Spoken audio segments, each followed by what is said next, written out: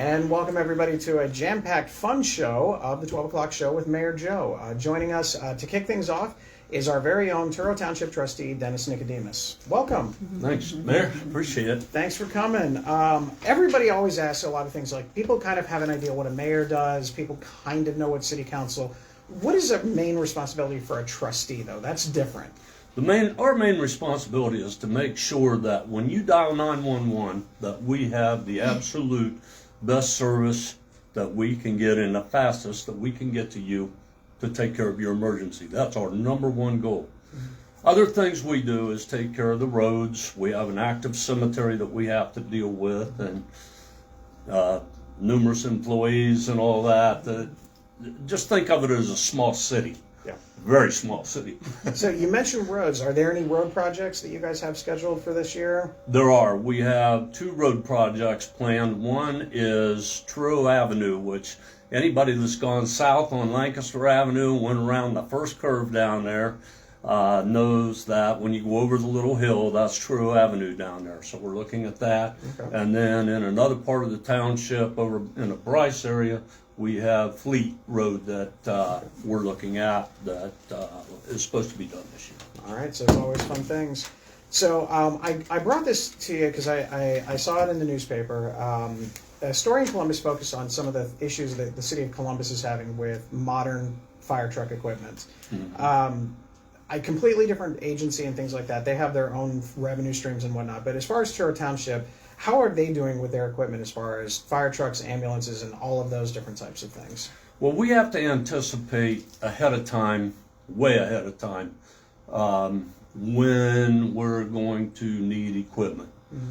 Right now we're okay, but we have an engine, in other words, a fire truck, that's been on order for 2 years now. We were supposed to receive that fire truck now.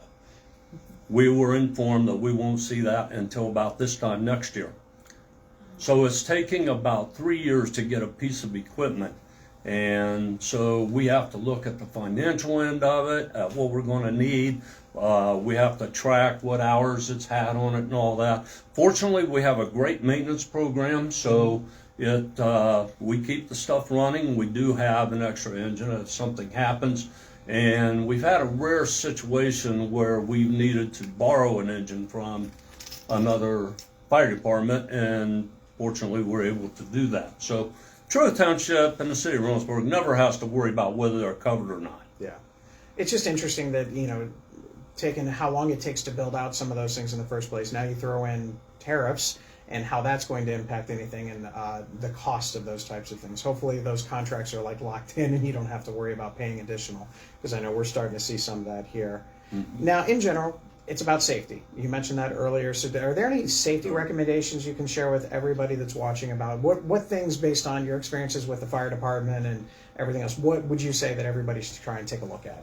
Well, there's a couple of things. One, don't have an open fire next to your house. Move your grill away from the house. Try not to put a fire pit on a wood deck or any deck for that matter.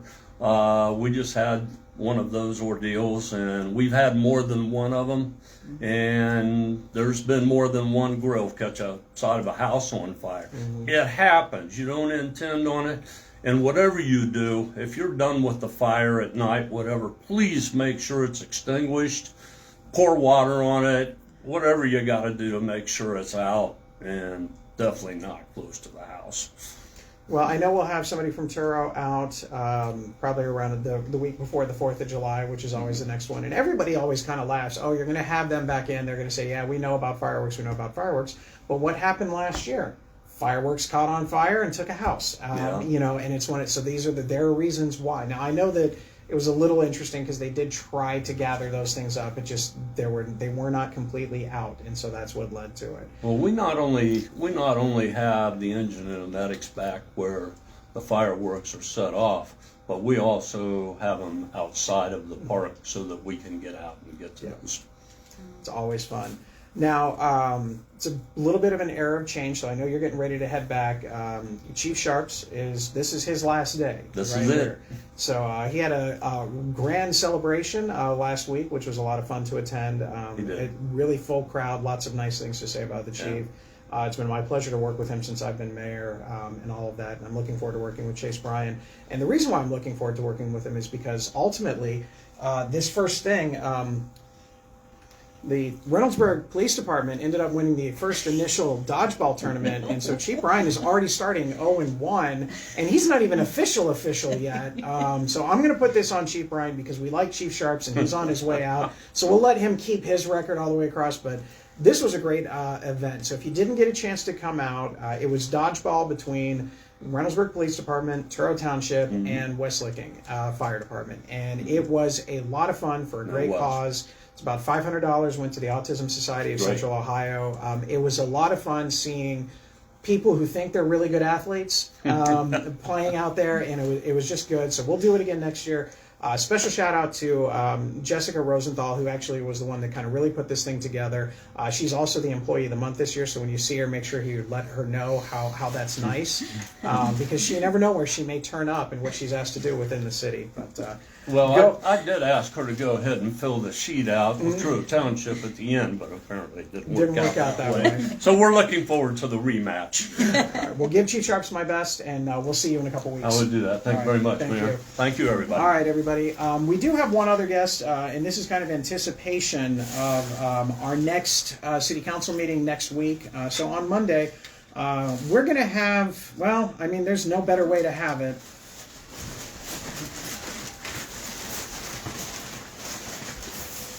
There's going to be a debate at City Council next week about whether or not we should or should not have chickens. So kind of keep that in mind, that there's going to be both pro and con out there. So make sure you show your voice, because obviously our chicken here has a very, very, very serious matter of eating more beef. So make sure you come out to the council meeting and have your views shared next week. So thank you. Really, there's no way to go to the next topic after that, but we'll jump in. We do have some things coming up with Reynoldsburg City Schools. They have a Finance Committee meeting next April 16th at 3 p.m. at the board office. They also have the next board meeting next week on the 15th. Vice President Jenny Quesenberry has office hours on April 15th from 5 to 6 here at City Hall, as she mentioned last week, right before the board meeting. And then board member Neil Whitman is going to be there every Friday at the Graham Welcome Center from 3 to 4. So go ahead and check those out. Again, two big things next week, a finance meeting to talk about, I'm sure, some financial things. Now, committee meetings are a little bit different. Committee meetings are almost as exciting as all the other meetings, but it's actually very much a meeting amongst the staff only. It is not something where public gets to participate. You can be there and you can sit and watch and take notes and things like that, but it's not something where you have to ask questions. I assume that they'll be talking about the 5-year forecast and potential options for future levy requests and things like that. If that's not your style and you want to have a little bit more fun, I recommend this Saturday, April 12th, Purse Bingo is coming on. If you've been on the Reynoldsburg Education Foundation page, you have probably seen the many purses that are going to be available for the bingo game. I think my wife has already picked out a few that she's kind of hoping for to win. But that's going to be on April 12th, so this Saturday. And it's going to be, tickets are $40. You get brunch and a couple of mimosas. You can also get additional bingo cards, and I'm going to bet you're going to get additional mimosas out there as well. We also have the Reynoldsburg Boys Basketball Camp has been announced. It'll be June 2nd through 4th at the Summit Campus from 5:30 to 8. Again, that's going to be that, third grade and up through 8th grade type of thing. So if you want to get your kids involved in that, there's going to be some players that were obviously on the state championship team that played in the state championship. So check that out. Always a good thing for those kids to get back to the community. We talked about the chickens. The process is going to be very simple. People have their opportunity to speak. Council will be able to ask some questions. And then ultimately, if council decides to move forward with legislation, they'll direct the city attorney and myself to go ahead and get in preparation for the potential of chickens, hopefully smaller chickens than the ones that were just here a few minutes ago. So we'll have to wait and see on that one. And then we'll just see how it goes. We also have some news. It is, believe it or not, springtime in Central Ohio, as you can tell by the 20 to 30 degree temperatures in the morning. We are going to have our pollinator garden policy again this year, so you'll see that in council towards the end just to make some changes. Basically, you have to register with the city. So if you have a pollinator garden or you want to continue a pollinator garden, register with the city. So that way when code enforcement drives around, they know that it's a pollinator garden, not that you were just lazy and didn't want to cut your grass. The only real big rules are if you have a pollinator garden, they have to be no taller than 6 inches in the right-of-way. The right-of-way would basically be where the street to the sidewalk, that area in between, that's technically part of the city, and there's a lot of visibility aspects with it and things like that. So you got to have that no higher than 6 inches and then 3 feet from your property line. In most cases, the homes that do the pollinator garden, which is a great thing, they all follow those particular rules. But again, we just want to make sure you follow with that. You'll see some news on that in the not too distant future. Again, just want to throw that out there. Congratulations to RPD. RPD actually lost the first 2 games. So they lost in a double, in the elimination. They lost the first round to Truro Township and out of the best of 3 games. And then they sat on the sideline. Then they had to come back and beat Truro Township again, which they did. And then they had to beat West Licking twice. West Licking joined us this year for the first time, and they came ready to play. They were in uniform, not fire uniforms. They were actually in their own athletic uniforms, and they had a lot of fun. It was a real good contest, but RPD was able to come out. And so, again, if you can take a look at some of the trophy things, we've got some wrenches on there, because, again, if you can dodge a wrench, you can dodge a ball. And those are the only quotes that I could say from the movie Dodgeball, because none of the other ones were appropriate. There were way too many kids in the area during that game. So it was a lot of fun. Again, all for the benefit of the Autism Society. Speaking of the Autism Society of Central Ohio, there is a city barbecue fundraiser on April 10th from 11 a.m. to 8 p.m. And they'll do it on carry-out orders, drive-through, eat-in, all that fun stuff. So a great way to support those that need that extra accommodations all the way throughout. West Licking, like I mentioned, is trying to get more involved. They're going to have an open house at the firehouse on Taylor Road. So one, you can kind of see what that house is looking like. But then you'll also have the opportunity to hear about the fire levy on the Licking County side. So they're going to have some representatives there. Probably have somebody here in the next couple of weeks talking about it as well, because again, the election is about a month from now, so kind of keep that in mind. Road updates, as always. Wagner Road is actually still under construction, and there is an end in sight. I did see a post on there that there is no end in sight. There is an end in sight. It is moving along quite well. So what's going on right now is the first culvert replacement. We'll get the exact idea of everything, but they've started to break open the ground and things like that. So it should take some time between now and the end of next week before that particular part is done. Once that is done and all tidied up, then we'll move on to the second culvert, which is right by St. Pius, just north of St. Pius. Same rules apply. You'll have north and southbound access from Main Street and Broad Street to just where the culvert is. That's the only place. Believe it or not, when the sign says road closed, we're not joking. I'm pretty sure that if you're watching this, you're not trying to move the barriers, and if you are, shame on you. But there are people that are trying to move the barriers and say road closed as if they think that they can get to the next street or they can cross over and not much of an issue. Next time you do it and you go into a ditch, not anybody really is going to feel too sorry for you, as long as you're not completely hurt, but your car will probably be totaled at that point. Once those 2 culverts are done, northbound access only from Main Street to right around Amelia. Amelia to Broad Street will have north and southbound access, so that community will be able to get in and out without having to drive all the way around. And then you're going to see a lot of speed moving. You're going to see stormwater getting installed, and then within a couple of weeks after that, you'll start seeing the curbs getting set up and things. So a lot of movement is going to happen there as the weather gets a little bit better. The Taylor Road Sewer Project is moving along. It's crawling at this particular thing because they got to be very careful around their culvert. So it'll probably take a little bit longer in the area that they're in right now. Probably about 8 to 10 days, and then after that they'll start progressing all the way west down Taylor Road. It is just a sewer upgrade. That's all it is right now. Basically, they're taking an area that doesn't have any sewer capacity and making sure that there is plenty that will ultimately stretch out to Summit Road. So that's a good thing all the way across. So that way, if the school district decides to build a middle school out there, they'll have sewer capacity to do it. It'll help with the housing units that are going back there and some commercial space as well. Any questions at all? No. Any comments about our chicken guest? No. No. Well, I would have figured that would have at least got something. Parks, we have our community cleanup day is coming up in just a couple of weeks, April 26th, 9 a.m. to 12 p.m. I have no idea what the weather's going to look like, but all the usual things, including hazardous materials, will be available. So you'll have the Habitat for Humanity, who is going to be taking appliances, cabinets, and doors. Volunteers of America for clothing, books, and home goods. Document shredding, medication collection. Respectful flag collection and bulk trash items and electronics will be there. As a reminder, the electronics are going to be paid for by the city, so when you drop them off, we'll go ahead and take the cost on that one. This weekend we have the Easter Bunny Breakfast. It's April 12th at 9 a.m. to 11 a.m. at the Senior Center. Eggs, sausage, pancakes, fruit, and a whole bunch of other fun things going on. Plus, I've heard the big guy himself, the bunny, will be there. If that's not enough fun, there's an Easter egg hunt at 12 o'clock to about 12:02 or 3. When that kicks off, that's going to be right at Huber, right next to the Senior Center. It's going to be broken down by age areas, so shout out to the Lions Club for helping us with that particular thing. But it's going to be quick, so if you want to be there, get there early so you're ready to go to pick up those eggs. I'm sure they'll have some cool prizes in those eggs as well. Bryce Park is continuing to be worked on. It's been a little rainy, so they have to wait until that dries out a little bit because they're getting to the point where they're getting ready to put the multi-purpose path around the area and things of that nature. So you'll be seeing some work out there. Some cool development news. First off, we have Crown Sports Pub, went to Planning and Zoning last week, and that was approved. So we should find out what restaurant is going in there in the not too distant future. And we have a new restaurant, kind of a quick serve place coming to us. It's Einstein Bagels is actually going to be here in just a couple of months. They submitted all of their building work, so now they're going to go in and actually do all that interior stuff. So it's going to be a little while before they're ready to open, but it is cool that Einstein Bagel will be there. I'm looking forward to it.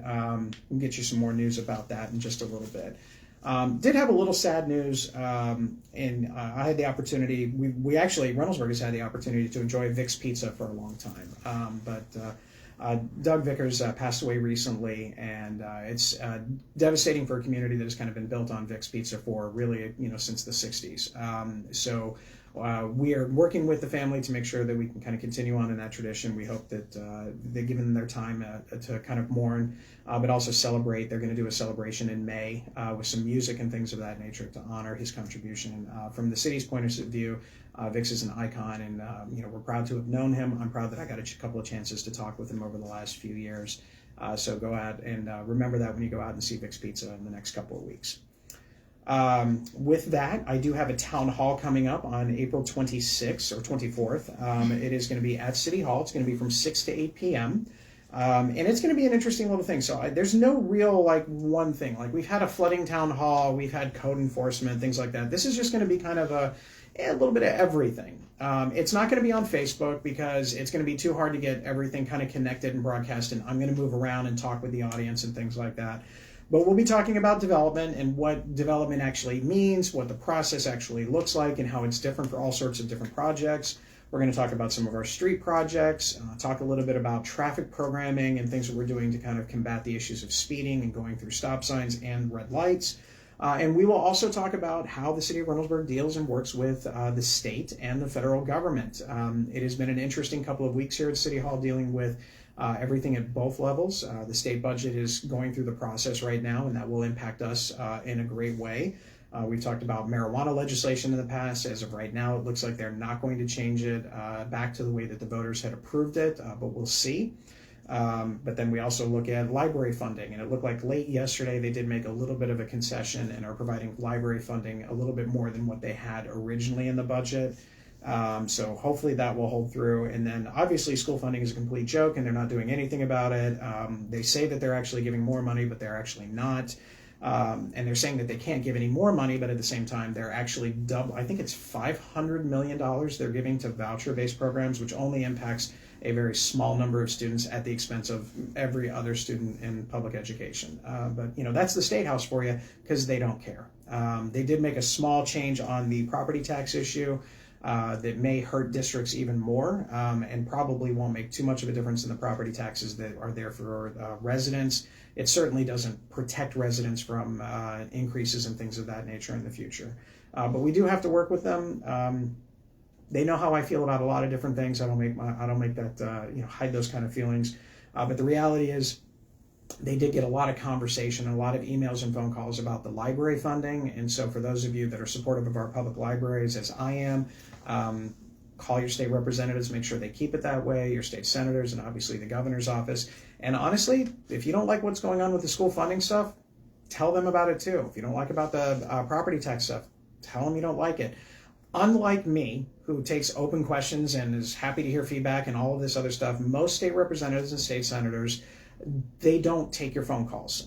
Maybe you'll leave a message, maybe you'll be lucky and somebody will answer the phone and they'll take your name and what your stand is on certain things, but they don't want your phone calls. They would rather just go ahead and do about their business without having to deal with the constituents. Not every state representative and state senator is like that, but a number of them are, and I know this because I've made multiple phone calls over the last week and I've gotten no calls back from any of the people that I've reached out to.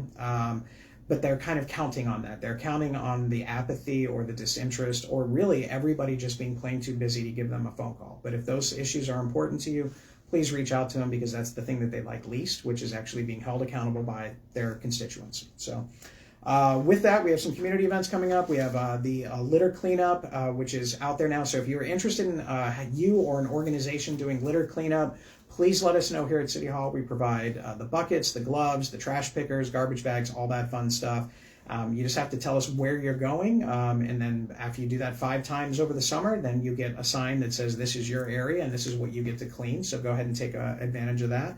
Not a lot of opportunities for people to do that, and they don't say it. I see plenty of people going out and doing that and picking those things up, but sometimes it's nice to get a little help from the city.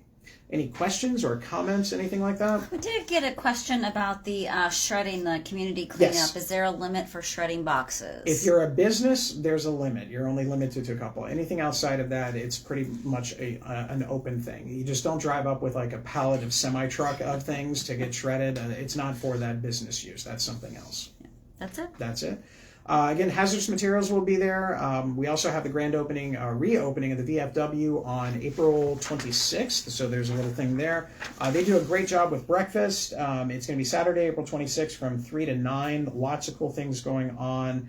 All sorts of fun games and activities. And it'll be fun because you can actually drive there and talk about all those experiences and support the VFW, which obviously takes care of our veterans that go there. With that, that's all I got. Next week is going to be an interesting show. We have SWACO, the Representative Joe Lombardi, the Executive Director of SWACO, which does all of the recycling initiatives and environmental things. He's going to come here. He invited me, and we got a tour of the trash facilities out there at one point in time, so this is a little bit different. They're just going to come to Reynoldsburg. But we're going to talk about some of the grants that we're involved with SWACO, how we can improve things, how we can try and get more recycling in, food composting, and things of that nature. So I'm really looking forward. It'll be his first time on the show, so that's going to be a good time. And with that, I have not anything else to mention. Any last second questions? That will only come in after about 30 seconds after we're off the air. Everybody have a great weekend. Try and enjoy the sun. I think next week especially it's going to be a little bit nicer. But stay safe, stay respectful. As always, if you have any questions, please send them ahead of time. I look forward to seeing you at Community Cleanup. I look forward to seeing you at the Town Hall. And most likely I'll just run into you at Kroger at some point in time and we can talk there too. Have a great time, everybody. We'll see you.